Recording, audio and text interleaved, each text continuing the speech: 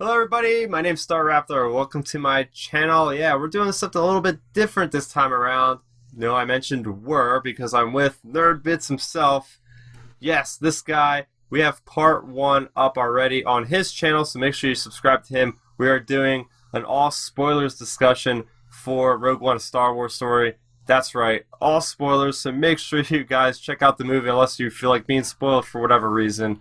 But yeah, this is going to be part 2. So part 1, if you guys want to definitely go check that out. We talked about our initial thoughts about the movie, some ties to the expanded universe, pros and cons, and a bunch of tangents. But some stuff we're going to talk about on this episode are characters, the planets, vehicles, some Easter eggs, just to name a few things. So first off, I want to get started with the characters.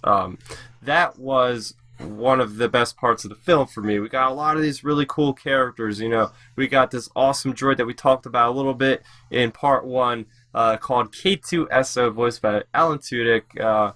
Did an excellent job. Another character the character I actually liked the most was Cassian Andor, actually. What'd you think about him? I blanked out. Wait, who? Cassian Andor. Cassian Andor, the guy played by Diego Luna. Oh, you mean the Spanish guy? Yeah. You know what's funny? He's like one of the main characters, but I had the hardest time figuring out what his name was.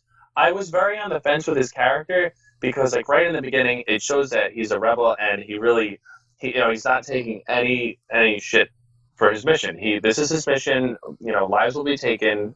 It doesn't matter if you have one arm or two, and it kind of sets the tone. I don't know if it was the delivery of his lines, but like at moments I was like on board with him, and some parts I was kind of like, and I don't know. To me, but the thing is, I was like, you know, you're kind of nice. You seem like a guy that like I'd want to hang out with and you know, let you date my sister. But the thing is, there's a scene where it says Chimway says, "Does he have the face of a killer?" Yeah. And I think that scene kind of like put me back into place where it's like he's not supposed to seem like a killer. He's supposed to seem like someone who, you know, you would kind of trust and you know, gravitate towards, even though he has his agenda that he has to follow through with, and obviously K2 goes, oh well, he has his scope on, but you know, after seeing the entire you know, character arc of him, I do have a sense of appreciation. I really feel like the novelization has more to offer, especially in the ending when, you know, they see the planet that they're on, Scarif, just completely get destroyed. I feel like a lot more detail is missing from these very pivotal moments that involve him. You know, Okay. And that's how I felt about the character. Yeah. No, I liked how, like I mentioned this in part 1, about how right from the get-go in the 10 minutes of the movie, we found out this guy, he just kills one of his informants without even, you know, hesitating really, just to save his own ass to get out of there. From that moment on, I knew this was a great character. Every other rebel soldier we've ever seen in Star Wars has been just straight down the path of good, the light side. They don't ever do anything wrong. So right now I knew this guy, and he was kind of tortured. He is this character that has been fighting. I love the line. He said he's been fighting to fight since he was 6 years old. I read, actually, in the visual guide, his father was a separatist, or at least was on a separatist planet. So he, literally in the visual guide, this kid was like throwing rocks at clone troopers and trying to cause like distress. So I immediately like thought that was badass, but not even having read the visual guide, you could tell like this guy, he's had quite a past. Like we've never really read, and that's another cool thing. He's an imperial, or not imperial, an intelligence officer for the rebellion. We've never really been introduced to like you know, those spies of the rebellion. So I really dug into that character for the fact that he was going there, and just like his inner struggle with trying to assassinate Galen Erso, trying to carry through that mission with this girl, and knowing that like he has to kill her father. Like that was one of those twists and turns that I mentioned in your video about how we knew the ending of this film, but how do we get there? All the twists and turns, that really was like like really gripping moment. Like he's sitting there on the precipice with his sniper rifle, scope constantly going back and forth, going back and forth. And that to me added to his character. And then like the confrontation between him and Jin on after that about how she approaches him. You were gonna kill my father, and he's sitting there saying I didn't do it. And then just like the progression of that until the very end when him and Jin are hugging as they accept what is about to come to them. And that moment really, like, your father would be proud. Like, that really hit me hard. I was really hoping that he would get out of there somehow. Like, he would be, like, the one character that would somehow survive. I just, I don't know. I really like the character a lot. I thought he was great, so. And what other characters did you feel stood out? Definitely, like, every character was great. Like, this goes down to the casting. I really liked the character of Bodhi. I thought he was one of those characters that was going to be in the movie for like 5 minutes. I thought he was going to be the first to die. He was like one of the last ones to die. I like how he was, like, you could really tell how he's defecting from the Empire and the struggle of trying, all the stuff he went through with Saul. Like, literally. Oh, man. That was terrible. Like the bag over his head. Like we were talking in part one about the Borgullet, going through all that stuff. And he was this guy that wanted to make a difference. He's been with the Empire. He's seen what they've done. He wants to give any kind of edge to take this oppressive force out of the galaxy, and he'll do whatever he can. And he makes like the ultimate sacrifice, and he's ready to do that. And that just really hit home with me about this. And this goes for the story in general, just like the soldiers making a difference. You don't have to be a Jedi. Anybody that has hope can carry through with them and try to overcome a great power, And Did you like the character of Bodhi? I did. I personally didn't think he would be around for the amount of time he was in there for, and especially the fact that I felt emotionally drawn to him, especially when he died.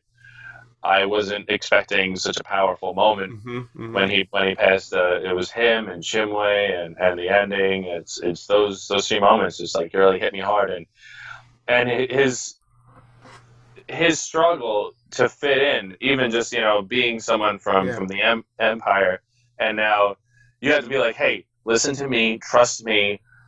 I know I'm literally wearing the emblem of your enemy, and I completely do not fit in right now. I need you to trust me because it will save your life. Just doing that alone, it's got to be daunting and a struggle in itself. Especially when meeting Saul Guerrero. I would put a bag over his head too, and I would make him go through some stuff too. Yeah, I mean, you even. When he's in the cell, you see Baze Malbus go kind of postal for a minute there because he's like, "There's an Imperial soldier next to me," and he's like ready to kill the guy, like wring his neck. Like you could tell, like, and that makes sense. I like how they did that in the movie, like literally, like show that people automatically like, "Oh yeah, I say that I'm a rebel. Well, you're wearing a freaking Imperial patch. I don't believe you," kind of thing. So they made it realistic in that sense. Like they're not just bending over and being like, "Oh yeah, he's with us now." Like there's a little bit of conflict that's going through throughout the movie, kind of thing. Somebody else I want to transition to, which I don't think we spent a lot of time talking about in part one of this video, was Chira Imwe, played by Donnie Yen. First off, I want to thank whoever put this guy in the movie because he seriously kicked some ass. And I want to make a little side to The Force Awakens. All right, we had the two guys from the Raid 2 or whatever it was.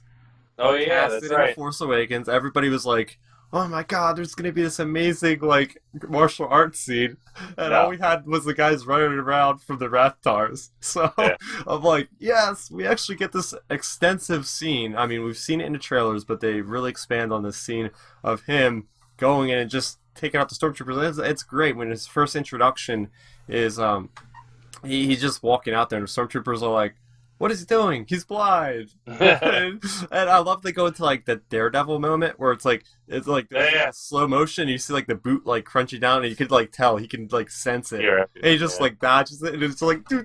It's just like it was so awesome. He's like throwing sand, like kicking sand, and like grabbing a guy like double kicking him, and like I can't even explain how much badass he was in that part. But oh, and Baze Malbus is just like shoots all the stormtroopers, and it's like, you almost shot me. Yeah. You're welcome. It's like, yes. And it was a nice, very complimentary that he has this old school style of martial arts, Yeah. and then his best friend just so happens to have this giant Gatling gun, Oh, and it was very complimentary, and it made their relationship very interesting. yes, and while we're talking about Baze and Chirrut, I want to talk a little bit about, if I forget to talk about this, I'll bring it up now, about the mythos of the Force. Okay, so we know going into this movie, it was a standalone movie. This isn't about the Skywalkers, which means, yeah, there's not going to be any Jedi probably in this movie, but that didn't mean they were going to not explain anything about the Force. So we got a good understanding of, like,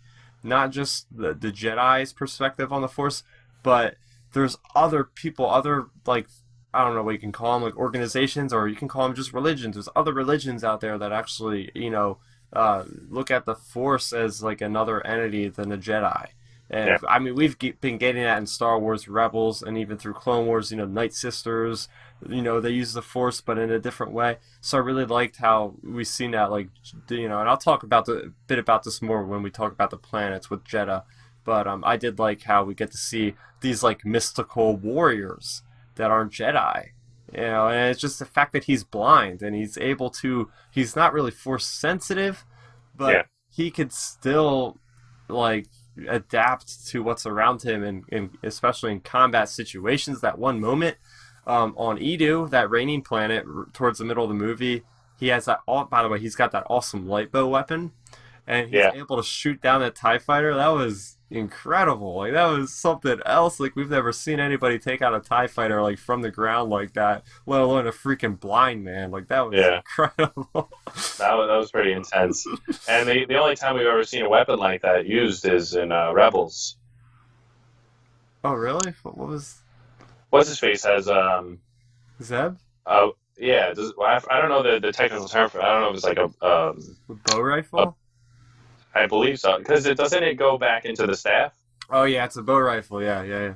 And but when in the movie I tried looking for, like, because I know it turns into a bow, but it's like so thin. No, it's actually a different staff. weapon. No, they're not. Oh, it is? Yeah, it's different. I was gonna say, I'm like, how does that open up? Yeah, no, it's different. He just and when the cool thing about his staff, I learned from the visual guide. And I'm gonna keep saying this crap over and over. Oh, from the visual guide, because I've read the thing and I'm gonna talk about it. He actually has a kyber crystal in the end of his freaking thing. I'm like, dude, that's so cool. Wait, the staff? Yeah, he's got a kyber crystal, like, the end that has, like, a silver. He has, like, a silver, if you look really closely, he has, like, a silver end on one of the staff. And, like, inside that silver part, or whatever metal it is, there's actually a kyber crystal inside of there. And I like what he said, as well, to Jin. When Jin first meets her and he's sitting there, and he's like, I'm talking to you, and he's, like, talking about the necklace, and she's like, how the hell do you see me? You're blind. And he says, like, but he says also, like, the most powerful star has a heart of Kyber, or something like that. I think that's exactly what his words were. Like, the most powerful star has a heart of Kyber, and I'm pretty sure he was referring to the Death Star or something like that. But I thought it was a really, like, wise line. But the cool thing about Chirrut is, like, he was really wise, but he was like really funny at the same time. Like, actually, the most funniest moment in the movie for me was when.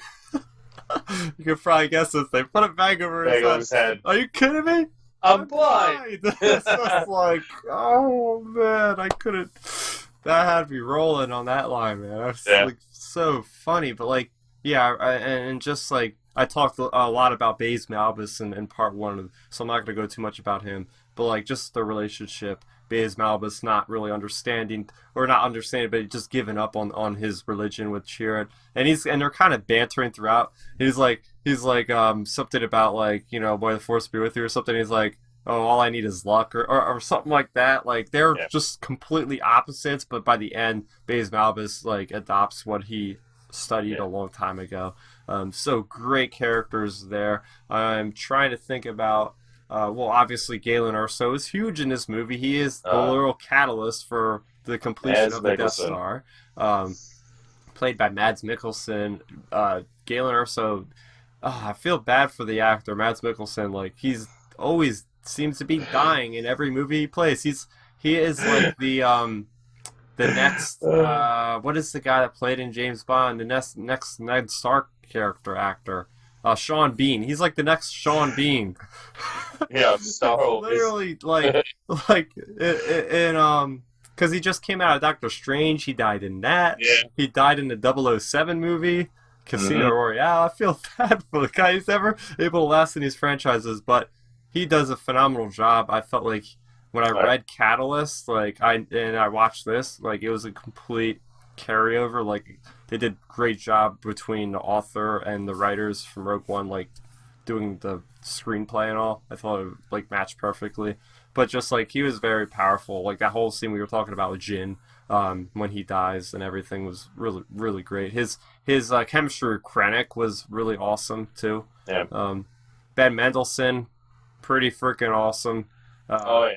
I really liked, and you mentioned this before about how he's basically like he's like the blue collar worker in the Imperials, and he's rising up in rank. He doesn't have a lot of wealth, or he doesn't have a family background in the Empire like Tarkin or somebody does. So he's literally trying to drag himself up there any way he can, and he won't agree with everything the higher ups are saying.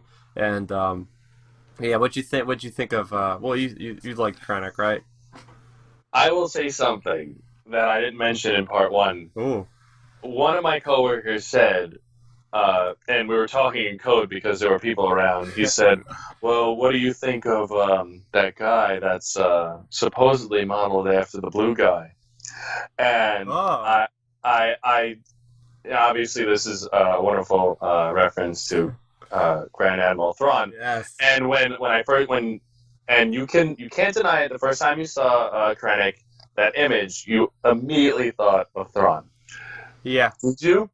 Yeah, and there was even talk going around saying like they might go in and CGI like blue. But I'm glad they didn't, because if it were Thrawn, there wouldn't be any reason for Tarkin. Well, I mean, yeah, Tarkin has to be in there because of Death Star, though. Yeah. But the relationship with them, they would just be two very powerful. There wouldn't be any conflict. With Krennic, like I said before, he's like that middle ground where he has power, but he also is below someone. And I really appreciated that conflict where you kind of felt for him in a humanistic way. But if it were Thrawn, I really don't feel like that conflict would have even existed. I feel everything would have been very calculated. Yeah. And it would have been. I'm glad they saved him for Rebels. Yes, and while we're already talking about Tarkin, we even touch upon him in part one. That was one of the best things in the movie. That was one of those moments, like I was talking in part one about Vader, like, oh, are they going to show that? And they kept going. When I first seen Tarkin stand there, I was like, oh, they're only going to show his back. The most they'll show is maybe a reflection. This will be the only scene he's in. Holy crap, was he a big part of this movie, man. He was in like 3 or 4 scenes, and he had so much screen time in this thing. And when he turns around that first time, I literally, I was like, that's actually Peter Cushing. Like, literally. It is. I'm like, oh, man. And people are not bagging on it, but, like, people are like, oh, I could tell. Like, I wasn't taking out of the experience at all. No, not at all. I'll be honest with you. The first more into the experience. The first viewing of this movie, I didn't even comprehend a word he said because I was too busy, like, critiquing and just, like, taking in what I was watching, because that was a monumental thing in cinema, was bringing a person back from the dead, pretty much. Yeah. And putting them in a movie, because we had this other guy, his name was, like, something guy something. It was the actor's name that they put the face on top of. Yeah. But that actor did a phenomenal job of like voicing Tarkin. That guy, like, I thought it was Tarkin. Like, literally, the voice was spot on from that actor. It was, oh man, and he kept showing up in the movie, and that's the best part. Was like, holy crap! And then, like you said, him and Krennic, it was great because Krennic and him and Catalyst are a pretty big part of the book. So I was like, going into this movie, I was like, there's no way they can get away not showing Tarkin. He has to be in the movie. But to the amount of he was in the movie of this, it was really incredible. one of my cousins is he responded to one of my pictures on Instagram Yeah. saying, "Well, what did you think of the amount of Tarkin in the movie?" And basically, I don't think he was too happy with the amount of Tarkin that was in it. But for me personally, I in A New Hope, I really didn't feel some sort of intimidation by Tarkin. All I knew was he was above Vader, and Vader respected Tarkin. Mm-hmm. But I didn't get like as a kid. I'm like, all right, he's an old guy, whatever. You know, Yeah. I clearly fear this guy that is half robot droid. Um, but but in this movie, I you know it gave me more of a backstory and more of an understanding on who Tarkin is and how powerful Tarkin really is, and it's something that they just briefly skim on in A New Hope, and I'm glad that he played such a major role. Oh yeah. I really didn't think he was going to be in it. I had no idea he was going to be in it. Did you know he was even in I it? seen the trailers, and when it comes to trailers, Star Wars trailers in particular, I freeze frame like every little thing. And Is he in it? oh The yeah, him? the back of him, and Uh, there's scenes that weren't even in the movie, like of him walking through like a crowd of people, and you could tell it's him, like from yeah. behind. You're like, but people were refuting it. Obviously, people were like, "Oh no, that's his hair is not the right color," or something like that, and it's like, yeah, okay, like who else would that be?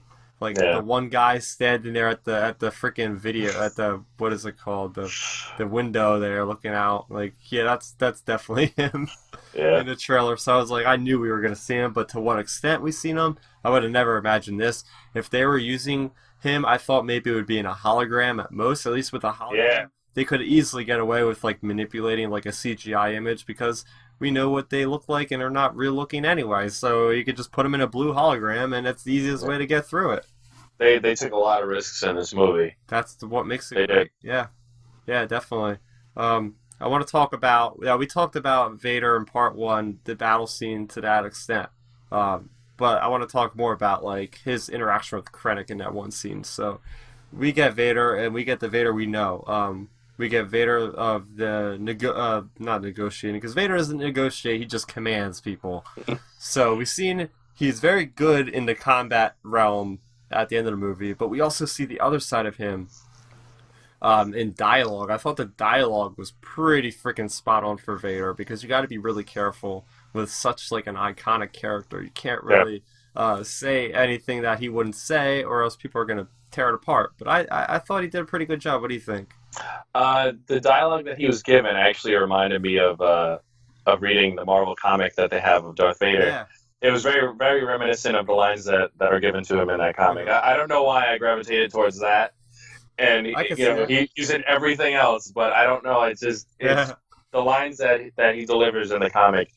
It was very reminiscent of the lines that he was given in this movie, and you know the very few lines he was given, but still very effective. Oh yeah, definitely, definitely, definitely.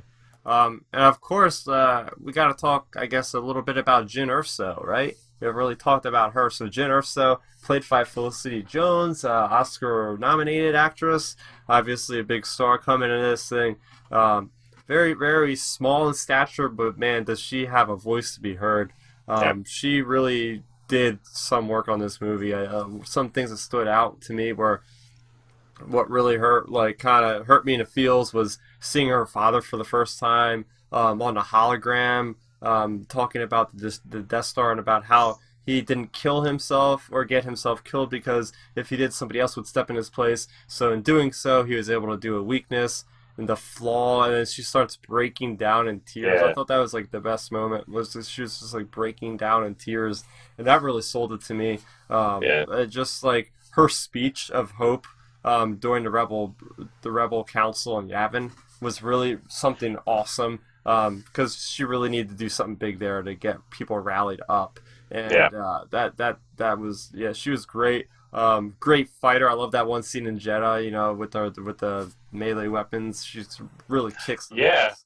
She's I didn't even see where she pulled that weapon out of. I'm like, oh, yeah, she is a freaking badass, and like yeah, she's just like yeah, she's like great. Another strong addition to Star Wars as a female character. Like they're doing a good job with representing both, both genders in these movies and both strong characters now. Oh yeah. And for that character, when she took out that weapon, kind of was hoping that we would see the other weapons come out in the in the Empire costume. Oh, I was oh like, come yeah. on, You know those let's. things are actually because that costume she's wearing is actually one of those like they're the director people that direct down the ships. Oh, so they're Yeah. not even weapons? They're those like glow sticky Are they things. just like Yeah, that's the what they are. airport things? Yeah. Ah! Are you serious? Yeah, they're literally the visual guide. It says they're Ah, those to help direct the air traffic down to the landing pads. what will you become? Deck officer, deck officer, deck officer. Uh, Oh man, one but one character. okay. Tell me when you're done with Jin Urso, No, I because was just gonna say I don't know other characters we might have left out at this point. I know one Okay, that we didn't mention ever in okay. this both videos and all the hours we were talking about Rogue One. Warwick Davis reprises a Star Wars role as Weetief. I don't know QQB or QB or I don't. I'm not even gonna even try to You pronounce actually his know name. his name? That's impressive. I don't even know his I'm name. just trying. I'm trying to pronounce all these names right. I really am. English is my only Oh man. language, and Yeah. Star Wars. But Warwick Davis is such a staple in Yeah. the Star Wars franchise, and it's nice to see that they're keeping him around. Uh huh. Um, and it doesn't even cross my mind that he's even there. Because I'm like, oh, look at the little guy. Little guy. And he's like epic with like the gun, and I'm like, oh, it's awesome. And then I find out that it's Warwick, and it's just like this guy's killing it. This is he's still in Star Wars, and it's just to have like when these they're all getting up there. So when stuff happens, like it's Yeah. gonna be probably devastating to the Star Wars community. But while we still have them, it's wonderful that they're so embedded into the franchise. Hmm. And you already know Warwick Davis is going to be in every Star Wars movie. Yeah. He is like the Stan Lee of Star Wars. You know, he's got that Yeah. little cameo in every single movie. Oh yeah. They'll find a spot to put him in somehow. You know what I mean? Um, Absolutely. yeah. While we're on the kind of thing of minor characters, I want to mention. I mentioned that I think my favorite minor background character, but he's not even really background because he actually has quite a few lines. I mentioned him in part one. It's got to be Benthic, the Tabanka, I think this alien species, the new Two Tubes guy. Oh, Edgio Two Tubes. I think Yeah. Oh, is that what is it? Edrio. Oh, yeah. So it's I don't Edrio. know. I think that's his name. The other Uh, guy, because there's two of them. there's two. Yeah, and it's really cool because in the visual guide, if you remember on Jenna, they actually have an X-wing. So the one brother is a pilot of an X-wing, and the other brother is like the sniper. They are the Tusken Raiders Yes. of Rogue One. They're so cool, and I strongly believe that that Edrio Two Tube survives because you see them running out of the place when the Death Star is going off, and there's an X-wing with one of them like looking like they're about to climb the ladder. So I'm Yeah. like, come on, can we get like an Edrio Two Tubes in Episode 8 or something like that? Like, come on, guys. They're Um, they're just badass looking. They and really are. it's seriously because like again in the visual guide they have like 2 pages worth of information on these characters, and I'm like reading their backstories. Like they're like egg mates, and at one point like during like the conception of these people or something, they're like in a single egg, and they're like closer than twins. They have this bond, and they have these like their anatomy is like so different. Like they have like these World War I like gas masks because they can't take in like the oxygen, and then they have like these like weird eye things, and like they're kind of like a bug because like they have like an exoskeleton like as a skull thing. It's like they're like one of the coolest looking things in the movie, man. Yeah, that is pretty wild. And another one I want to mention, which I really liked a lot, was Moroff, the big white. He's like Yeah, barely in the he's movie, barely in the movie. like the That big white Whopper character guy. is for product. It's just solely to make money off of toys. Because Oh that yeah. guy, when I saw the toy, I'm like, that guy's gonna be my favorite guy in the whole movie. Watch, and I did. And guess what? I saw him for like a minute. Yeah, he's I was like, he's like escorting Bodhi Rook in like the first scene you see him. He's And very. He's just he's like. like walking behind him. And then if you look very if you look very closely on that little skirmish in Jeddah, when you first see Saul's men, he's actually like when the ATST comes out, Yeah, he's like I'm out of here, bro, and he just like walks off the screen. but it's so doofy looking because you can see like the guy's having like the hardest time of his life. He's like, oh my god, man, here we go. But He's I love like, the fact that they use practical effects. You oh, know, and then you got the other cool alien called Pal, who's like the rebel guerrilla fighter on Scarif. He's a little big loudmouth toad looking oh guy. yeah, yeah, He's yeah, yeah, pretty okay. cool. And I would be remiss if I didn't mention my favorite space monkey, Bistan. Actually, I have the pop of a red over there. If you can look, it's like the pop on the bottom. I got it from New York Comic Con. Um, Nice. Bistan, I was devastated when I seen him go down that U-wing, man. I was like, you gotta be kidding me! You killed off Bistan, the space monkey, along with everybody else. And there No. was a scene that was in the one of like the featurettes, and you see him Yeah, on the gun in I'm assuming it was the A wing yeah, the or U-wing, yeah. the U wing. I mean, my bad, wrong letter. And it's a lot of those scenes. I feel like I'm like I want to know what scene was that. I'm like because it's Yeah. very full. Was it Full Metal Jacket? I think yeah, it was Full Metal Jacket. That scene in Full Metal Jacket where the Vietnam soldiers shooting at Vietnamese civilians, he's just gunning them down. It reminded me of that. It was very And Full Metal Jacket esque. and reading up on the character in the visual guide, he is basically really cool because he's like basically his planet. He's called a I am something. I'm not gonna try to pronounce it. Something with an I. Um, but he's on this planet that just got discovered by like the rebels within like the last 50 years or something like that, and the Empire like occupied their planet, and one day he's like, I had enough of this crap, and he's like throwing rocks in. The rebels come because the rebels wanted to steal ammunition from that planet, so then they recruit Bistan. And Bistan is like a space monkey thing. So the reason why he's like the gunner on the U-wing is because the U-wings don't really have like if you notice there was like no harness or anything for him. Like he Yeah, was literally using his just balance stand. Yeah, because like as that species of alien, like he's got like this really great sense of balance from like swinging from like the trees and stuff on his like home planet. So like all that extra bit of information is like, oh, this guy's so cool. He's literally a space monkey. Like he's got this awesome coordination to be able to fire this huge ass ion turret thing and kill yeah. AT-ATs and everything else.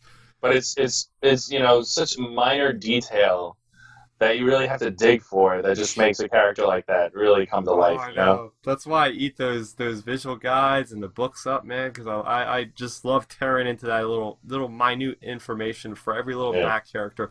But unless you have anybody else to talk about, I think we went pretty extensively on just about every character. At least glanced at every character in the movie so far. So far, we did mention all of the ones that I at least wanted to talk about. All right.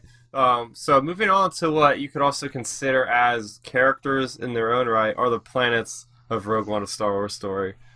So what did you think about like the variety of planets we had in this? Like, I think, especially since its predecessor was The Force Awakens, which treaded very lightly on trying to be different from other movies, I think The Force Awakens played it so safe that it didn't give us the variety that the movies previous to, which is the prequels, mm-hmm. really gave us. This is like a prequel, only done properly, and it gave us a diverse sense of how expansive Star Wars and its universes are. It's just so different from Scarif and Mustafar and Mm-hmm. Jeddah and what I call the Fakrin is Ring of Kafrene.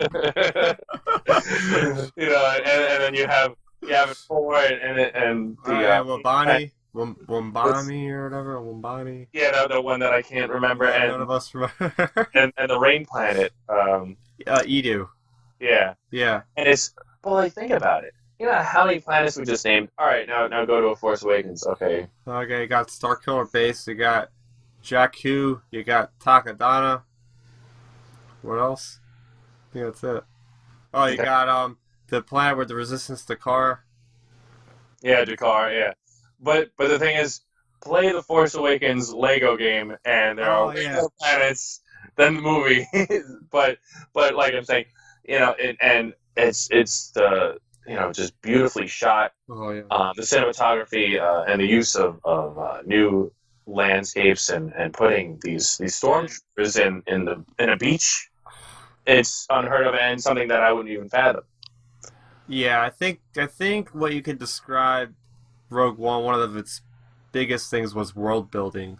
So we got all these new, like we just talked about, all the characters. You got all these new environments, all these new types of people that belong in these different cultures.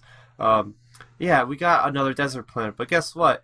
First off, Jeddah is also a frozen wasteland. Like it's actually cold. Like you've noticed everybody's wearing like long coats and stuff. I noticed that. I was like, dude, I would be sweating. What are you doing with that jacket on?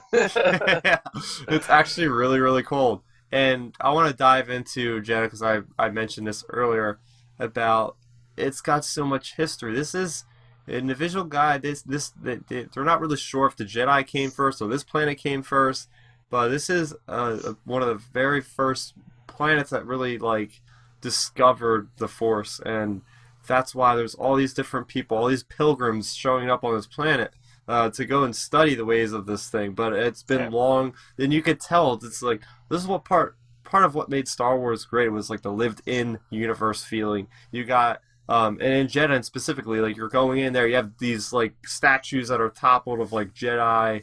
Yeah. And different things like that that really make you say like, wow, this place has a great history, and just like it's like the kyber crystals and the mines there that they're trying to mine out of there for the Death Star. Some really cool cohesive stuff.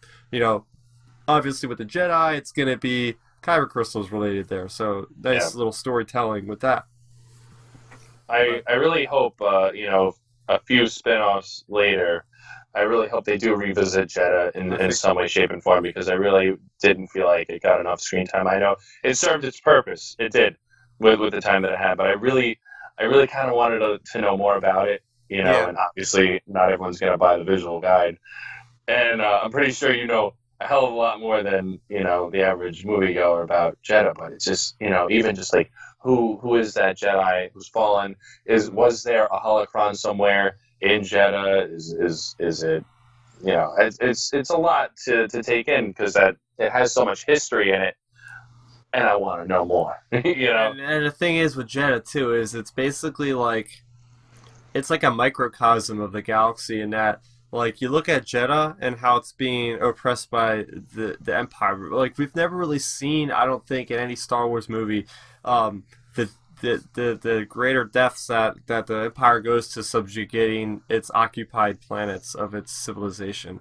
So you Yeah, see like the stormtroopers patrolling the streets, like giving the citizens like a hard time, and then you see the insurgents of Saul like doing the rebellion. So that to me, that's basically like what's happening in pockets throughout the galaxy. So that's really what I think this movie did great was like show us like this is why it's so important to get the plans for the Death Star because they don't want the whole galaxy like to be like this forever. Like there's yeah, got to be like a baseline where you got to be like, all right, we got to make a stand because we don't want this to be our lives every single day. So that's one of the other things I really liked about Jeddah was like just like bringing us into that conflict pretty closely to how they go. So yeah. And as far as planets go, another planet that I did not expect to see was Mustafar. oh yeah. I really didn't think I'd be. And the funny thing is, the first time I saw the movie, it went right over my head. It went right, and I'm going to be brutally honest. It's going to make me look like an idiot, but the castle, the scene where it's clearly Mustafar with the damn castle right over my head. I'm like, okay. And then I'm like, all right, it's Cena Vader. Second time I saw the movie, I'm like, holy shit, how did I miss that?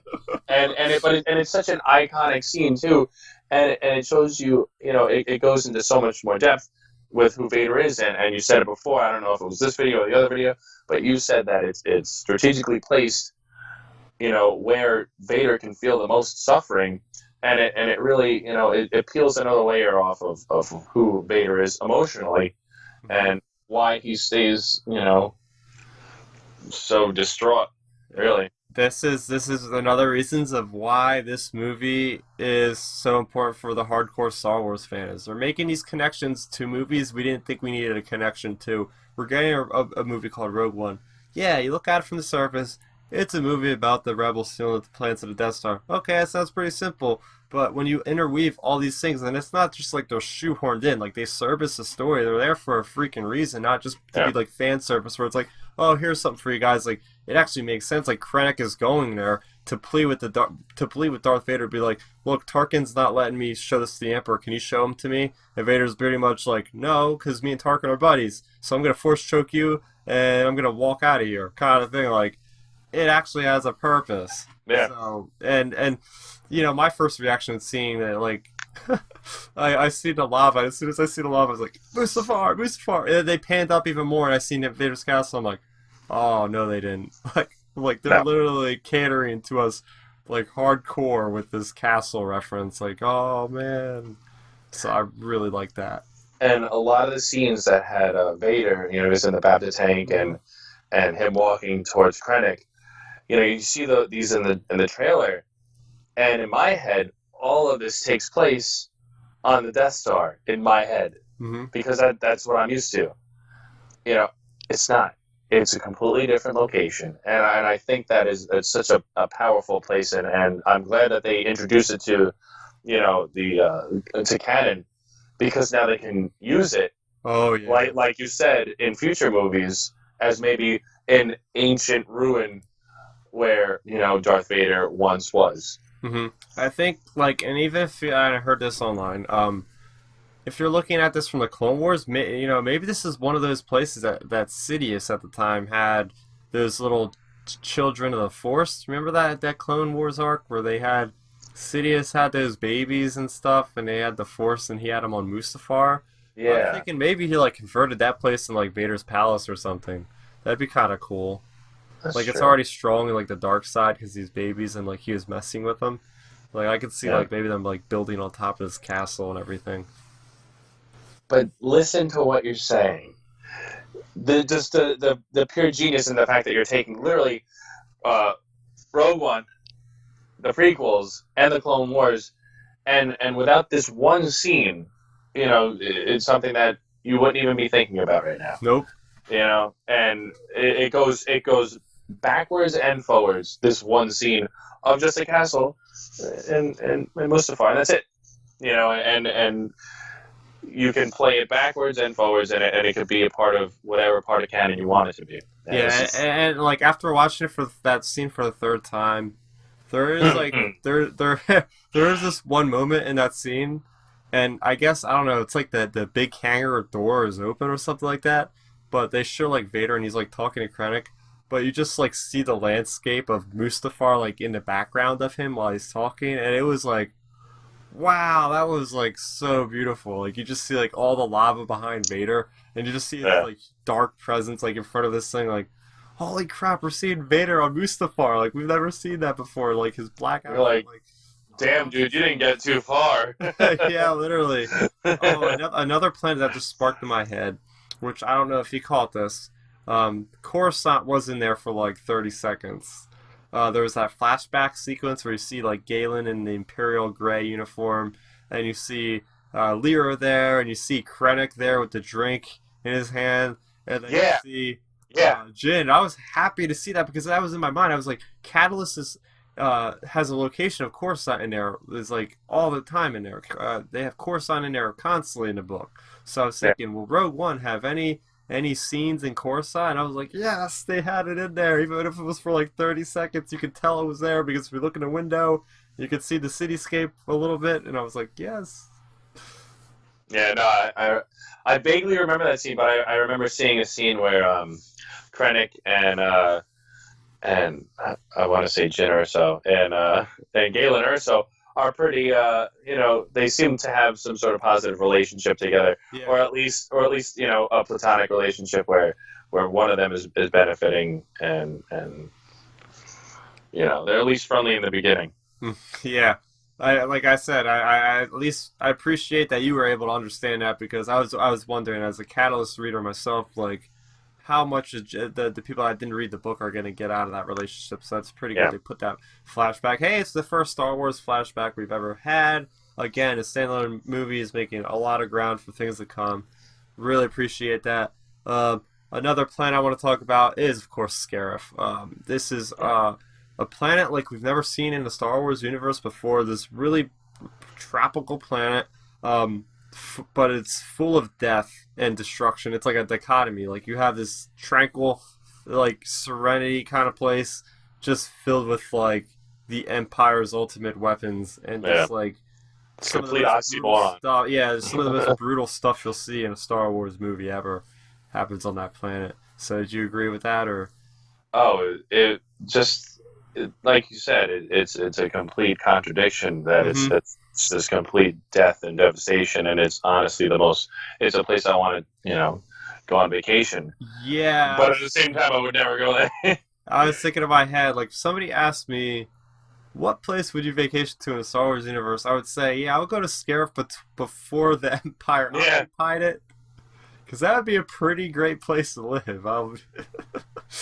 And one thing that just being petty and humorous is where did they put those AT-ATs? They are Yeah. massive, and you don't see them. Like they pull out Yeah. like aerial view, and you just see like the explosions Yeah. going off. I was wondering, like, did they just come out of the jungle somewhere? Like, where did they come out of? I think it would be really cool if like they had some sort of like underground Yeah, I was just. thing in the water, and you just saw it like come out of the water Oh. like dripping, and it Oh, just now like you just put an awesome image in my head. I'm like, right. Lucasfilm, if you heard us on this YouTube video, please put that in the next, That would the be next video or something, the next movie. That would be a great image. And another great thing that was missed with the AT-ATs, even though it has nothing to do with Scarif, but it is on Scarif, is these are transport vehicles. They're massive compared to the AT-ATs we know from The Empire Strikes Back.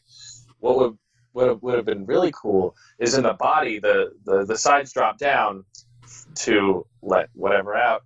It would be really cool if you had a scene where the sides went down and like maybe like spaceship, some sort of like ships just kind of came out of it, just like out of nowhere, kind of like bees flying out of it. Oh yeah, yeah. I don't know. That'd be cool. And while we're already getting into a heavy discussion of the vehicles, let's just transition completely from planets. I think we talked about planets. So yeah, we're gonna talk about vehicles from this point on for a little bit. So talking more about the AT-ACTs. Yeah, actually, I was thinking in my head, like, you see the trailers where they have the big open hangar in there, big open space that when it wasn't carrying a cargo, because they're just cargo vehicles. Obviously, they're not meant for battle. That's why they were destroyed so easily. It was said in the visual guide. Yeah, I was wondering why they were destroyed so easily. Yeah, they don't have, I guess, shielding because, they don't expect anybody to get through a freaking shield ring surrounded by an Imperial fleet to get to the planet. But I would have liked to see like an X-wing maybe like fly through the center. Oh, that would have been great. Like, I was hoping because actually I think in the Missed size comparison opportunity. they would actually fit too. If you look at the book, they actually would fit. And one of the coolest scenes from the movie was when they first find out the AT-ACTs are chasing them, and they're like, "We have to run away," and they're like running through the jungle, and it's something straight out of Jurassic Park.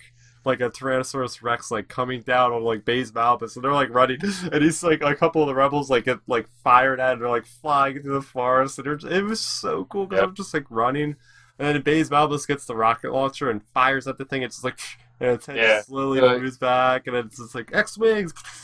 There's one scene that was in the trailer that was taken out where Jyn Erso has the Death Star plans, and she's got her anime run where she's got her hands back and running towards the AT-AT and that was probably one of my most things I wanted to see the most, and unfortunately wasn't in there. And now that I saw the movie once, is enough to realize that breaks the continuity of the ending. Because I was thinking about when I was watching the movie for the first time, I was like, because Cassian went down. Remember when Krennic shoots him? I'm like, well, I guess they're not going with that scene anymore. Because I'm thinking in my head, like, well, Cassian looks like he's almost dead right now, and everybody else is split up. So I guess that's not happening anymore. But whatever, things happen, but I still liked it. But moving on from AT-ACTs, we're gonna keep on Scarif. I really liked, and we mentioned these very briefly. The TIE Strikers. Yeah. They are one of my favorite like TIE designs out there. I think they're up there probably with like the TIE Interceptors is my favorite TIE design. Um, they are meant for the atmosphere. They're said to basically be the snow speeders of the Imperials. They have repulsor lifts, which basically allow them to like fly in gravity situations, have more maneuverability. So basically, if you have Tie fighters in, and I read this in a book, if you have Tie fighters in atmosphere, the wind can kind of like create like a force to make their like hexagonal wings like hard to manage. So now with the Hmm. strikers, they have like the streamlined. They're able to maneuver a lot easier. I feel like we didn't see enough of the TIE Strikers. There was like Yeah. one little scene, and then at the end of the movie, when she's on the spire, you can kind of see them back in like the skyline, kind of flying around. But Yeah. they're pretty cool. I like them. I like the design of the TIE Striker that Yeah, has all the Death Troopers it in was it. like extra large, like Yeah, it was like a accommodate like all. bossy looking. Oh, it was Yeah, so I was like, cool. why wasn't that in the book? Like, I want to know more about that vehicle than anything Yeah, else. and Um, I thought that design was pretty cool. and something I really liked as well, and I have it with me right here because this is one of my favorite designs is the U-wing.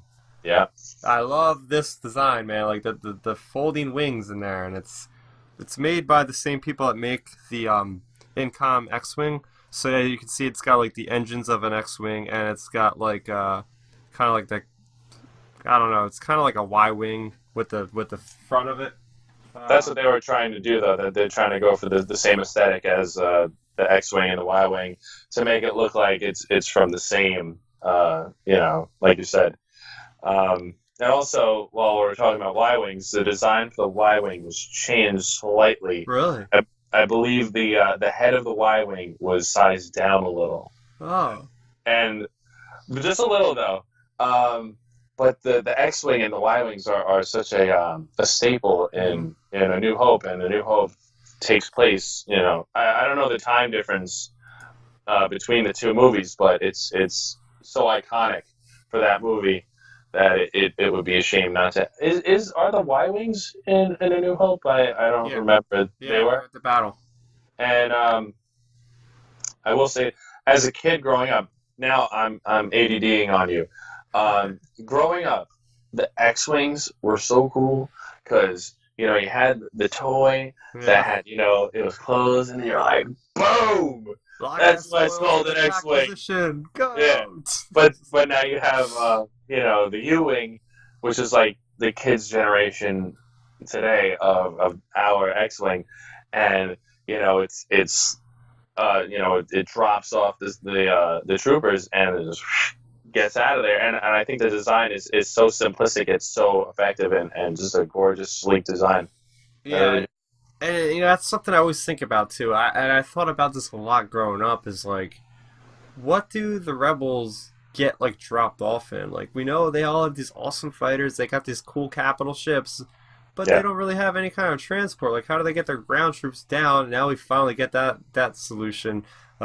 So it's cool, just in my mind canon of like how they get yeah, down to the ground and everything like that. We know the Imperials through Rebels, they have like the new ships in there to help with the stormtrooper deployment and all that cool stuff. yeah. Um, but other than that, I don't think there's any other vehicles. Oh, the hover The, tank. The hover tank, pretty oh cool. man, The hover tanks are pretty cool. There's two different variations I found out about them. In the movie, they have the one on the actual tank tracks, but they also have a hover tank as well. That guy behind me, little Black Series hover tank pilot commander guy. Pretty. I like the design of that trooper too. But it's very pretty cool. underused, very underused. Yeah, like literally Cassian shoots like the commander and the hatch there. Yeah, Uh, but yeah, I think it's pretty cool. Like in the movie, they are serving as like the transport for like the kyber crystals, so they have to have like their stormtrooper escort because they're so like cumbersome to move around and they're slow. So they have to watch out for like the guys on the rooftops and everything else like we see in the movie. But yeah. it's pretty cool because we never seen like an imperial tank I mean, the only other tank we've seen was in Phantom Menace, battle tank, Oh Federation yeah, battle tank. So it's yeah, nice seeing another kind of ground variation. transport Yeah. tank. It's pretty cool. Um, And last but not least, the Hammerhead Corvette. oh yeah, yeah, yeah. I'm sorry I'm mentioning it again, but it's so damn cool. I'm right with there, man. I'm right there with you because I'm a big fan of Knights of the Republic. They're bringing that stuff back from Legends, making it canon, and just like I said in part one of this video, you gotta have some cool designs like that in this movie to really like make things shine, and just the Yeah. fact that it had like another side of combat we've never seen before, like using a new form of combat, like by pushing something with its front end, was really awesome, man.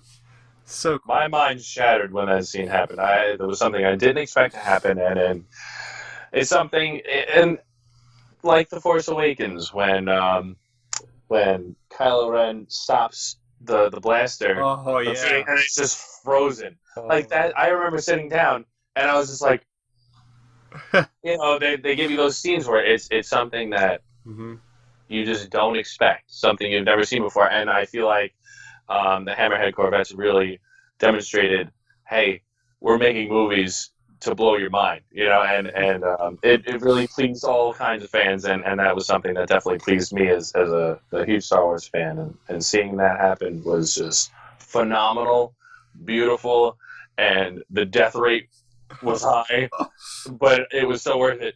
Oh, so worth it. So worth it. All right, so we're gonna move on next to Easter eggs of the film. So things that you may have not caught, maybe I didn't catch, but first off, I wanna do a shout out to the blue milk out there on Yeah, Lamu. First Easter egg I caught. We've seen it in A New Hope, that very iconic liquid drink of goodness. I wonder what it tastes like from Bantha milk, I guess. But yeah, that's a nice little tie right there from the get go. I was like, all right, these guys, they're the fans making this movie. They're fans of A New yeah. Hope that are making the new movies because they're putting in cool stuff like that that we all can pick out. And maybe not everybody will understand what the hell I'm yelling and pointing at when I seen the movie, but I'm like, yeah, they got the blue milk in there. I'm like, all right, cool. Um, Something else. I'm trying to go in chronological order in my mind. I probably should have taken notes on these things.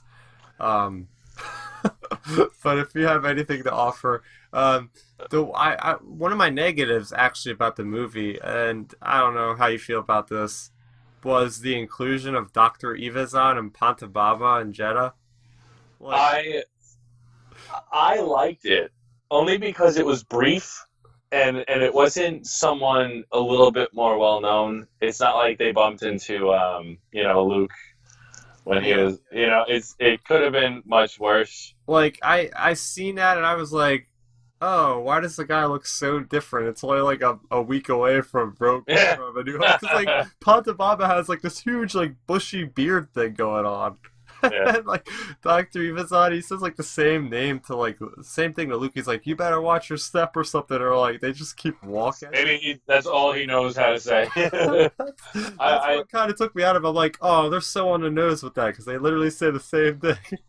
I think if you watch this movie and enjoy the Easter eggs, it's nice. But if you were to watch all the movies back to back, it's some with these lines they kind of get repetitive. Now I appreciate them because I'm watching that one movie and that one movie alone, but hearing it's a trap and I've got a bad feeling about this. They are iconic lines, but when you use them constantly, it becomes repetitive and it takes away. And I'm glad that when he says, when K2 says, I have a bad feeling about this, they cut him off. Yeah, it's great. I'm very happy they cut him off because it's a line that I'm pretty sure we heard it in The Force Awakens, if not correct. We did. Um, In I'm fact, pretty good with not hearing Han it Solo again. pretty said it. He You said it know, when freaking the goons show up on a ship with the Guavian Death Gang and a Kanja Club. He's like, I got yeah, a bad feeling about this. well, Still not the Kanja Club. so like I'm pretty good with, and it's a trap. I understand that it's a trap, But Saw Gerrera says it, so Oh it's yeah, yeah. person, and it's a It completely didn't different dawn on me when he context. said it. Like, I didn't get the reference because, like, the way he Some said it was so different. It wasn't like it was a direct thing. Like, yeah, he said some it people differently. So some people are being paranoid and considering it, but you know what? It's Star Wars. The word trap, yeah, just because that one line was so iconic, I kind of feel like we might be nitpicking yeah. and being paranoid with our Easter eggs, but It's that like I one, said, it's a nitpick. I'm like, yeah, yeah. it's I'm going to consider that an Easter egg, but I'm going to consider that a nice Easter egg because it was under a completely different context. It was a serious moment. It wasn't goofy fun. It's a trap. but Uh, another East. Yes, oh, okay. I'm gonna go off on a little tangent here. go for it. And Can't I do will that. say this is about Panababa and Dr. Evazan. After I read the visual guide, I respected that scene a whole lot more after reading that because they give us like the whole story of both of those guys inadvertently. So they there's all these other background characters they give background stories of on Jeddah in that same marketplace area. One of the and they don't confirm this, but one of the guys is basically a lawman from another planet, and in his description it says he's been tracking down a doctor doing crazy experiments on people in Jeddah, and and throughout the book, there's other characters that have had manipulations of themselves with this mysterious doctor character. So it kind of is cool because it kind of Dr. Evazan isn't in actually the visual guide, but they kind of make references to him, Yeah. and so that paints a different picture. Like, oh, maybe that's the planet he got a doctor name from, and he was doing these weird things. So, like, literally, one of the characters in this book has like half a head. Like, literally, like Dr. Evazan, I guess, removed his cranium or her cranium, and it's literally just like a Lobot-looking creature with like a metal thing like above its mouth, but it doesn't have eyes or anything above here. And another guy You is like a you have to cybernetic take guy. a picture of that for me because that sounds weird. Yeah, there was so, but like that I found really cool because you got this lawman guy who's going out of his jurisdiction and he becomes basically a bounty hunter because his jurisdiction won't allow him to trace Dr. Evazan. I'm getting like some crazy nerd shit right now, but it's hilarious because I eat this stuff up and basically this guy becomes a bounty hunter to track down Dr. Evazan, and we all know how that goes because he basically gets a Tatooine. And it's like, all right, cool. So Sounds like they can make a movie off just the two of them. literally, it sounds like they could from the stuff they painted a picture with in that damn visual guide with those guys. Weird stuff. But yeah, really, I'll send you the picture. But another thing I want to talk about is all the Rebels Easter eggs. I know we've talked about this a little bit on the part one. But really cool. General Syndulla was in the background. We got Chopper, the Ghost. We got a call out of her on the comms to the Gold Leader, and that rides me into another Easter egg. I don't know if you caught this, but it's been confirmed. They reused video stuff from A New Hope. They have Red Leader in there and Gold Leader, like the actual guys from A New Hope in that dogfighting Death Star scene. They got alternate. Oh yeah. They got alternate takes and they put them in there. Because I actually watched it. I was like thinking to myself, wait, was that the actual actors from the original one? Like, wait, what? I had to think, and it's like a blinking. Oh, so they took alternate scenes that weren't used in the movie. Rogue One. Is that smart? isn't that so cool? Oh There's man. like amazing stuff with the visual effects. I'm telling you, Yeah. this movie is like, if it doesn't win an Oscar for some visual effect, Look how far we've gone, though. Remember that one scene where Han Solo steps on Jabba the Hutt's tail, oh my God. and he's like, Yeah. and now we have Tarkin who's dead, Princess Leia who's old, and it's just and the whole squadron is non-existent. I just think it's like I said before, it's such a risk. Imagine bringing that to Disney. Hey, I want to include, 4 actors that aren't alive and 1 who's old. Yeah. Can I do that? It's a huge risk. Huge risk. Yep. But I don't know. I can't really think of many other Easter eggs at this point, unless you have something, Melissa. I have one more, Oh, good. Let's hear it. and I'm gonna need your help because I don't know the specific name that they use for these. It's the hologram creatures are now tangent game Oh pieces. So, yeah. Um, yeah, I don't know what name. Dejarik. That's, Dejarik. you're on your own. But whatever That's that game the is called, Dejarik figures. Yeah. they're all there. They're all, it's not digital. Good It's one. I did. Yeah, I seen that the first one. I completely forgot about that moment. There's no holograms of it. It's straight up. They actually mentioned that in the visual guide. They're like, yeah, Saul's men are like too. They can't afford like the actual games, so they have to get like little figures. That's that's pretty funny. Like they're literally. I mean, you see how they're living in there. It's like they actually converted that place. It's actually the catacombs. It's called something catacombs. So there's like a bunch of like weird things in there, and they took it over from some other people. But again, a lot of cool lore that's in this movie. Another reason why I Yeah. really like it a lot. Um, so moving on from that, because I don't know what else there is to talk about, but just I want to talk about the continuity, like within the Star Wars timeline. We've kind of browsed upon, glanced upon it, um, just how it connects to the prequels, Rebels, Clone Wars, A New Hope, like everything. It's like the bridge between everything. Yeah. Um, like I really like obviously the ghosts and Hera in there, but everything from the Clone Wars. We got the Saul Guerrero, this character for the first time being portrayed live action that was pulled prior from an animated series. That's just awesome enough to say that wow, they're concentrated on canon, like with Hmm. this with Catalyst, um, with the Tarkin novel, like they're really paying attention to everything is basically on par with it with the movies almost at this point. Like they're not saying like yeah the movies are always going to be up here, but like the canon everywhere else is seeming like they're really taking it seriously, right? What I just blew my own mind. what? I'm thinking they interconnected every single part of the franchise except for the current movies like The Force Awakens. It's connected Yeah. to the Clone Wars, Rebels, the prequels, and also the original trilogy. It just has to connect to the current movies.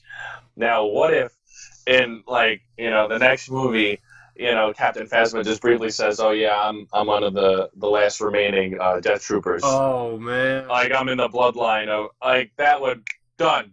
Like that would literally interconnect every single part of the franchise into that one movie. Just saying, mic drop. Yeah, that actually, dude, that makes perfect sense. Like I think we gotta run away with a theory video now. We Right? gotta make a theory video that says Captain Phasma was a Death Trooper because Yeah. she fits the build because they have to be She's tall extremely as tall. huge. You have to be like huge to be even considered into the Death Trooper program before they even augment you with all that stuff. And if you guys don't know what I'm talking about, watch part one because I went into pretty good detail about what a Death Trooper actually is. If you want to check that out. Um, Watch. In a few years, we're gonna revisit, and we're gonna be like, "Oh shit, we were right." yeah, so definitely some awesome stuff with Lucasfilm these days. That like Yeah. literally everything has weight to it. I think that's what I was trying to say before. Is everything has its own weight. Don't ever count anything out just because it's a comic. It might show itself greatly in a movie or a TV show or vice versa. So it's really good to check all that stuff out. Definitely. You have anything to Oh say yeah. about like continuity? Well, you just blew our minds with all that. So Like I said before, I just love the fact that it's so connected with all the other aspects of Star Wars that's out there, and I'm just waiting for it to be connected to the more current movies. But honestly, it's now I'm going to stop talking because I'm going into overall thoughts territory. yeah, we're getting close. So before we get there, we're gonna talk a bit about the themes, like what I got from this movie, not just from a Star Wars movie, but just like a movie in general. What really hit me with a message, like what kind of message I got. First, I want to talk about, and I briefly talked about this again. So a little crossover is just like the fact that this has no Jedi, it's got no Force powers. These are your everyday foot soldiers they're making a difference, and anybody really can too, as long as you kind of put your mind to something. You can band together, form a team. You know, you have Cassie and you have Jin at the beginning. He actually tried to kill her own freaking father, and by the end, they're working as a team, embracing each other, and accepting their own doom. Like that was such a powerful message to me. It's just like the amount of hope we see Leia at the end, bringing the movie to a very uplifting close from such a dark ending. So, you have any thoughts on what you might have taken home as a message from Rogue One? I honestly think you hit every nail on the head. Not one thing I could say right now can overplay what you just said. I think that was perfect. I really do. Um, it's nice though because in the movie you don't have just a relationship between Jyn Erso and Galen Erso. You also have I'm gonna butcher these guys' names. Chimway Shim, Shimwei. and his friend. And you know who I'm talking about. And then You you have have me try to mispronounce them. No, it's Chirin Imwe. We were trying to combine the guys' names. Jared Emway. I'm literally combining his first and last name. Jared Emway. And like it's and even just the force alone as itself, it's not a tangible entity, but I really feel like just it's a character in itself in this movie. I think it takes a step back from the light and the dark, and it takes it more on a spiritual quest where it's not so much of utilizing it to overcome a dark force, but overcome an obstacle in yourself and to work as a team and to see things in a different perspective. Mm-hmm. And I think that was a nice undertone that they used in the movie. Definitely, definitely. So we're gonna slowly start to close this thing up. I want to know, like, what was your favorite moment of the movie? What did you really like the most? What got you the most hyped during the movie? Oh, blue milk. Blue milk. I got my blue shirt on for that blue milk. No, I'm gonna be honest with you. I probably gonna assume that I'm gonna say the Hammerhead Corvettes, but I'm not. That scene was beautiful. But if I were to take one scene home with me and just watch that one scene over and over again, the one scene that hit me the hardest, where I was completely blown away and I was so taken back, was the scene where Grand Moff Tarkin turns around. I swear to you, just that one scene, like my world was turned upside down because I didn't know. And the last trailer they had for this movie, I refused to watch. I didn't want to see it. I felt like it was going to give way too much. And that scene for me it did it for me. I had to like close my mouth for a second because I just hit the floor. I completely understand that scene is something that you're gonna understand, and I feel like your average moviegoer who writes the reviews, the paper is gonna say, I really didn't think the movie was that great. I'm gonna do an experiment with my parents or whoever I see the movie with next, because they have no idea this guy's dead, and I'm gonna be like, hey, so how about that officer guy? You notice anything about him? And I think my parents would probably be fooled because they have no idea about Star Wars.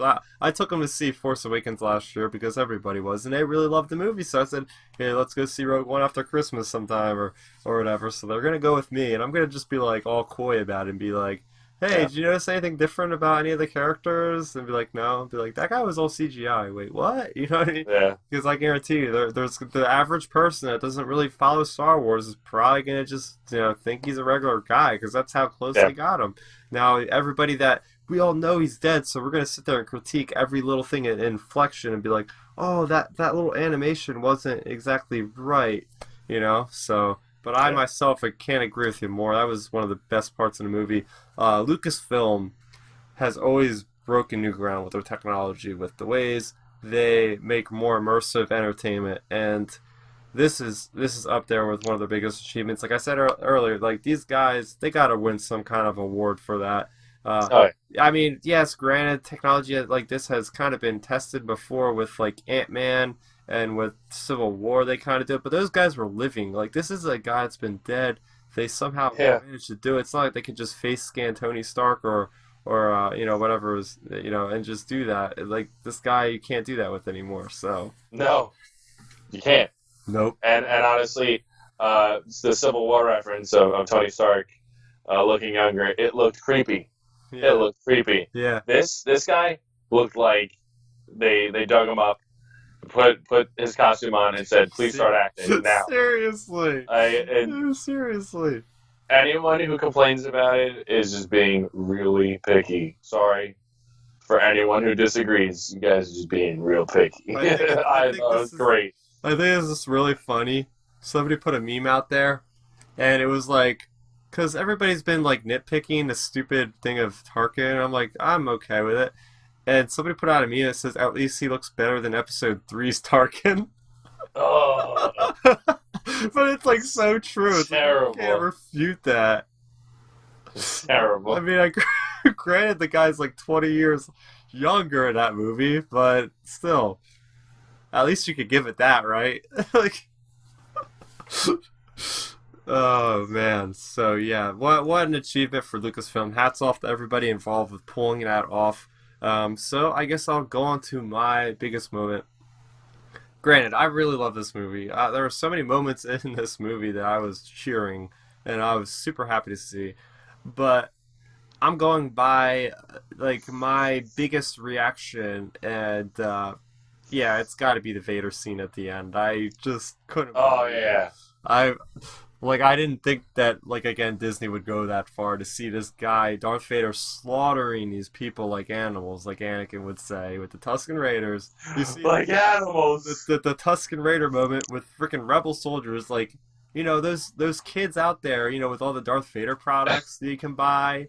Like little kids seeing that movie are gonna be like horrified of Vader now. Like people are gonna be like Vader was like pretty scary before, but now he's like No bullshit. seriously, you know what he's capable of now, and it's just like it's gonna for me it's one of the biggest moments in one of the best moments of Star Wars ever made. Like it's one of those scenes I'm gonna just whenever I get that Blu-ray, I'm gonna just put that on repeat for like an hour straight and just like bask in its Oh glory yeah. because I'm just Oh, like I hope Kylo Ren in Episode 9 gets to that level because that was seriously. serious carnage. It really was. Yeah, it's like that's why Kylo Ren worships Vader is because of that scene in particular. Alone. Yeah, so he just watches that on a hollow vid of the freaking Yeah, blockade runner somewhere and just and I don't blame him. but anyway, so that is our favorite scenes. We're gonna move into our overall thoughts to bring this 2 episode crossover to a close. So just like closing thoughts, what did you think of Rogue One? Just to tie it all up in a nice little bow, Overall, overall, this is a Star Wars movie that has the least amount of lightsaber battles slash duels, and I think that your average moviegoer and even myself, they automatically assume that it's a Star Wars movie. It's gonna have a lightsaber duel, and I feel like because there's such a divide between whether you liked it or not. When I went into this movie, I felt a sense of anxiety where I was like, no, this movie is good. This movie's going to be good. yeah, And I kind of felt like I was watching a movie, but being defensive at the same time, because I know in my heart that I'm not going to love it in the same way that I would love other Star Wars movies. hmm I have a different love for this movie. This movie isn't. It's got the Star Wars name in it, and it's in the Star Wars universe, but this is not what you would expect it to be. But for what it is, which is a war movie, it is literally as good as it can get. yeah, It cannot get any better than this movie, and I think it was wonderfully executed. And since I am in your domain in Starrapter, I will go by your grading rubric. I would give it a 9.2 out of 10. I all would. right. All right, I very agree with that score. But yeah, I'll just talk about it myself a little bit. Lucasfilm, they're taking a risk, and Yeah, I think deep down, I know other people thought this when Disney bought Lucasfilm. Yeah, we were kind of entitled to seeing trilogies spawn of the episodes continuing from episode 6. We were going to see 7, 8, and 9. I think Disney really wants to go after these standalone movies, and I think that is their going to be their reason why they bought, Star Wars from George Lucas. They want to do these standalone stories. I mentioned this in my review. You can get these one-offs where, like this movie, all the characters freaking died. You can get these actors, yeah, you can get these A-list actors for one movie. They don't have to sign a contract for freaking like 5, 6 years to be involved with Star Wars. They could do their one and they're done. And that's going to be a great way not only for that, for the directors too. You can get such great talent, and I think now that people see the success of this, both with the box office and the critical acclaim of this movie, we're going to see more talent from Hollywood more than oh ever yeah, trying to get on this bandwagon of Star Wars. And that's only going to make it better for us because now this was the ultimate movie to really start off this standalone. This is like we know the least amount about this. Yeah, we have a Han Solo standalone movie, but this movie it was all these new characters. Yeah, there was other side characters we already knew like Bail Organa and Mon Mothma and even Vader, of course. yeah, But I mean, they had little screen time compared to these brand new characters that I myself felt attached to.